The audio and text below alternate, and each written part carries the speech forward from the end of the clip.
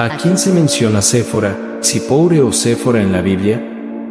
Era una mujer madianita, una de las 7 hijas de Jethro, sacerdote de Madián. Este pueblo llevaba una vida nómada en el desierto de Arabia y era descendiente de Abraham. La mayoría de los estudiosos coinciden en que el nombre Séfora probablemente significa pájaro. En este video entenderás todo lo que dice la Biblia sobre quién fue Séfora y su importancia en la historia bíblica. Si aún no te has suscrito a nuestro canal, hazlo ahora y activa todas las notificaciones para mantenerte informado sobre los nuevos estudios bíblicos que publicamos aquí. Séfora era pastora de ovejas junto con sus hermanas, donde conoció al que sería su esposo, Moisés. La conoció cuando huía de Egipto debido a un incidente en el que mató a un egipcio para proteger a un hebreo. Moisés pensó que nadie había presenciado lo que hizo, pero más tarde, al intentar mediar en una disputa entre 2 hebreos, fue acusado de asesinato. Entonces huyó de Egipto y se fue a Madián, donde se estableció. La Biblia relata que estaba cerca de un pozo cuando las hijas de Jethro fueron a buscar agua para el rebaño de su padre. En aquella ocasión, unos pastores los expulsaron, pero Moisés intervino para defenderlos y abrevó el rebaño de Jethro. Cuando Séfora y sus hermanas regresaron a casa, le contaron a su padre lo que había hecho Moisés. Jethro inmediatamente sintió gratitud por lo sucedido, por lo que ordenó que le trajeran a Moisés y consintió en dejarlo vivir en su casa. Así fue como Moisés se acercó a Séfora y la amó. Posteriormente, Moisés y Séfora se casan y forman una familia con la llegada de sus hijos Gersón y Eliezer.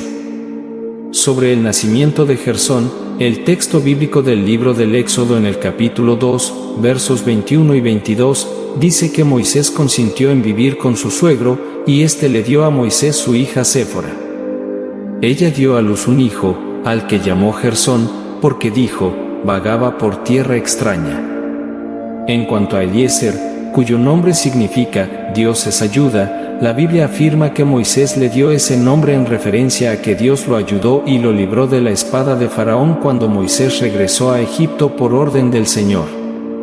Séfora y sus hijos lo acompañaron. En el resumen de los versículos del capítulo 4, 19 y 20, leemos que el Señor le dijo a Moisés, en medio de su regreso a Egipto, que todos los que buscaban su alma morirían. Entonces Moisés tomó a su esposa y a sus hijos, los montó en un asno y regresó a la tierra de Egipto. Moisés también llevaba la vara de Dios en su mano. Sin embargo, siguiendo el texto bíblico, encontramos una situación inesperada y curiosa entre los versículos 24 y 26, también del capítulo 4 del libro del Éxodo. La Biblia dice que cuando Moisés estaba en una posada durante su viaje de Madián a Egipto, el Señor lo encontró y quiso matarlo. Esto se debió a que aparentemente Séfora de alguna manera se opuso a la circuncisión del hijo de la pareja. Incluso en este punto, el texto hebreo es difícil de traducir, por lo que la frase también podría indicar que Dios no quería matar a Moisés, sino a su primogénito, Gersón. Nos limitaremos aquí a adoptar la interpretación más aceptada entre los eruditos bíblicos es que la ira de Dios se encendió contra Moisés debido a su responsabilidad en esa situación. La Biblia no explica qué sucedió realmente para que el hijo de Moisés aún no hubiera sido circuncidado. Es importante recordar que esta fue una ofensa muy grave, ya que en ese contexto la circuncisión era la señal de la alianza de Dios con Abraham y su descendencia escogida. En este sentido, la circuncisión funcionó como una marca distintiva que indicaba que alguien pertenecía a la familia del pacto y era parte del pueblo exclusivo de Dios. Por lo tanto, era inaceptable que el hombre elegido por Dios para liderar la liberación de su pueblo de Egipto no obedeciera este mandamiento respecto de su propio hijo. Sin embargo, el texto bíblico muestra que la propia Séfora resolvió el problema circuncidiendo a su hijo cuando se dio cuenta de que la ira del Señor se había encendido contra Moisés por esta omisión. Aún así, llamó a Moisés marido sanguinario debido a su circuncisión. Aunque el texto bíblico no explica lo que esto realmente significaba, algún tiempo después de este episodio, Moisés envió a su familia de regreso con su suegro en Madián.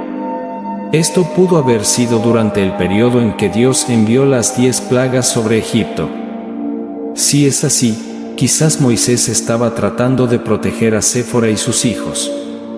De todos modos, sabemos que cuando Israel salió de Egipto y se dirigió al desierto del Sinaí, Yetro llevó a Séfora y a sus hijos delante de Moisés. El texto bíblico afirma que Yetro, sacerdote de Madián y suegro de Moisés, se enteró de todas las cosas que Dios había hecho por Moisés y el pueblo de Israel, cuando el Señor había sacado a Israel de Egipto. El suegro de Moisés vino con sus hijos y sus esposas a encontrarse con Moisés en el desierto, en el monte de Dios, donde él había acampado. Él dijo a Moisés: yo, tu suegro, he venido a ti con tu esposa y tus 2 hijos que están con ella. Además de estas historias, la Biblia también menciona un episodio intrigante en el que se interroga a la esposa de Moisés. Según el capítulo 12 del libro de Números, Miriam y Aarón se opusieron a Moisés y lo acusaron de casarse con una mujer cusita o etíope. Esto generó desacuerdos entre los estudiosos sobre la identidad de esta mujer. Algunos creen que esta mujer etíope podría haber sido Séfora, amiga de Moisés, pero que Miriam y Aarón la llamaron cusita posiblemente porque vivía en la región sur de Egipto, que también incluía parte del noroeste de Arabia, donde vivían pequeñas tribus. Otros sostienen que el texto sugiere que Séfora ya había muerto para entonces y que supuestamente Moisés se volvió a casar, esta vez con una mujer etíope. Esta es la información disponible sobre la identidad de Séfora en la Biblia. Si disfrutó este video, deje un comentario compartiéndolo si ya estaba familiarizado con la historia de la esposa de Moisés.